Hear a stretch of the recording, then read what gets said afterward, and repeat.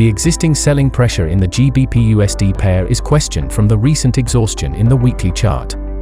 The price moved below June 2019 and grabbed the sell-side liquidity before returning above the existing 1.215 support level. As a result, the weekly RSI shifted the direction from the oversold area, indicating further upside pressure in the coming weeks. This technical analysis shows the GBPUSD chart where the daily candle formed a divergence with RSI, indicating that the new swing low below the 1.215 level was not solid.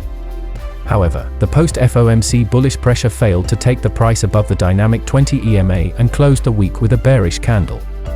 As the existing long-term trend in the GBPUSD pair is bearish, any selling opportunity from the dynamic 20 DMA area has a higher possibility of taking the price down towards the 1.20 area. On the other hand, the price is trading lower from the bearish trend line started from February 2022 high.